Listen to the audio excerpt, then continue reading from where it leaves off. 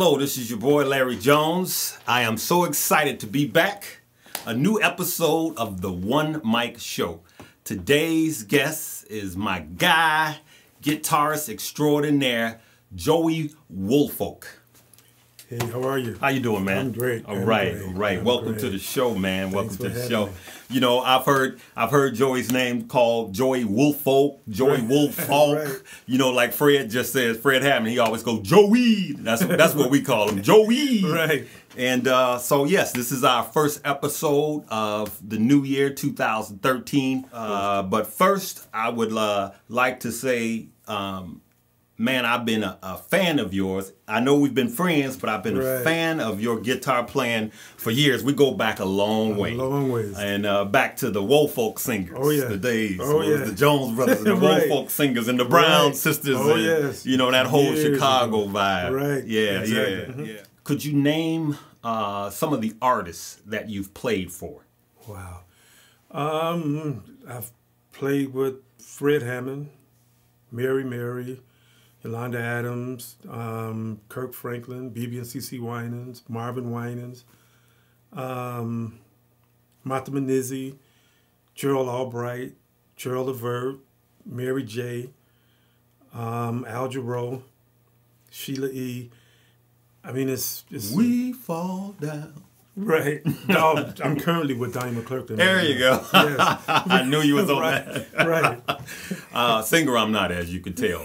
But that's great, man. A lot of musicians, and I say this on every episode, a lot of guitarists, upcoming guitarists, strive to be where you're at.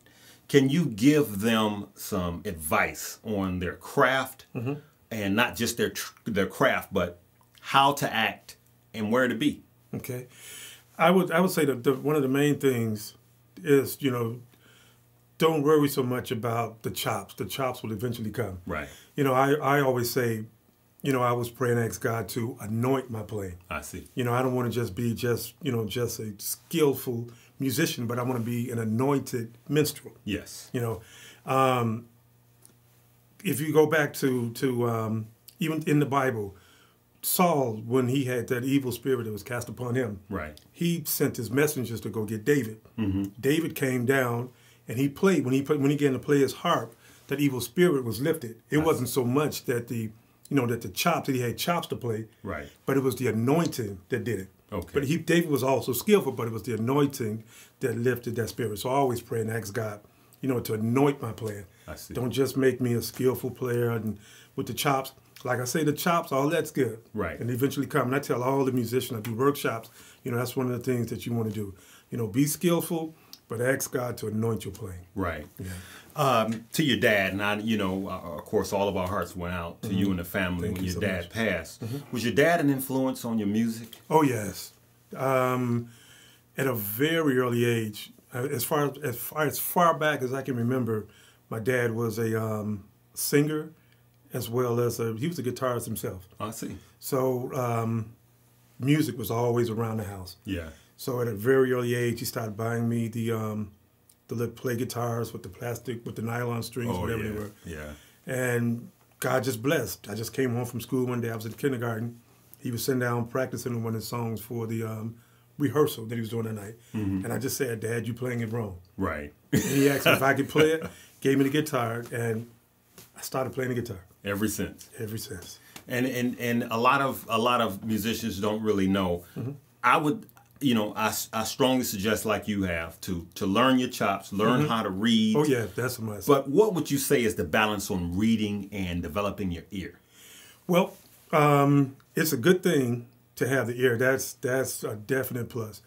But the knowing, I always say, if you don't know anything else, at least know the names of your chords. There you go. You know, if you see it on paper, at least it's so much easier to, you know, relate to everyone when you're in rehearsal. Yes. Opposed to saying, you know, hey, what's that chord? You're trying to spell it out. If somebody say, what's that? You can say, oh man, I played the A flat 13, you know, the flat 9 to the, you know, C sharp, 6/9 flat 5. Right. You know exactly what he's talking about. Yeah. To make rehearsals and everything, whatever you do, make it move so much quicker. Especially when you're working on 3 different projects at the same time, and definitely. the music is sounding alike. Right. And you need that music as a backup. Oh yes, definitely. Absolutely. Who are some of the artists that inspired you to play, or that you even, if I grab Joey Woolfalk's iPhone and listen to your music, who would I find on there? Oh wow. I love Paul Jackson Jr. It's so many. Joe Pass, Lee Ritenour. Man, it's a ton of them. Okay. It's a ton of them. Do you listen to other music other than guitar music? Do you listen to that inspire you to play?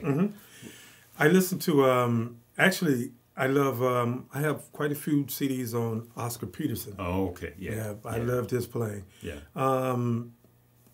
I like Kenny G. Okay. Yeah. Yeah. I mean, there's.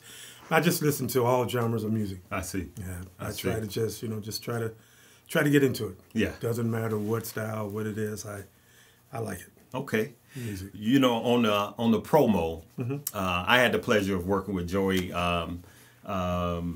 I produced a live CD. Right. Darwin Randolph is the artist's name. You can look him up on iTunes. Tony McLean was the executive producer. Thank you for asking me to produce this project.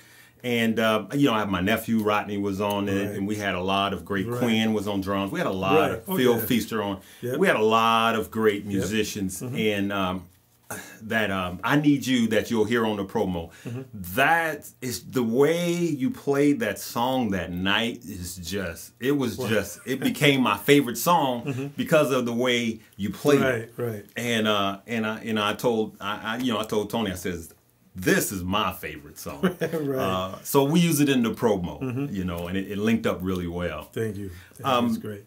One of the things that I ask all of the guests here is to bless someone that's coming up, a young musician, that may not know that you even know who they are or listening to them. Who would you say is an up-and-coming guitarist that, like I know Isaiah Sharkey, you got him on there. Yeah. He's a beast. Yeah, he's incredible. My namesake, Lawrence. He's incredible. Young guys. Right. But who that may not record it on a big stage, who would you say is somebody that people ought to look out for? Real close friend of mine. I call him a little brother. His name is Derek. Okay. The nickname we gave him, this nickname is L.A. Oh, L.A. Derek Williams, yeah. Okay. Right here from Chicago. All right. Somebody we ought to look out for. Oh, yeah. He's incredible. Right. This has been another episode of The One Mic Show. I'm your host, Larry Jones, and today's guest is my man, Joey Woolfalk. Thank you. All right. Thank you. Peace.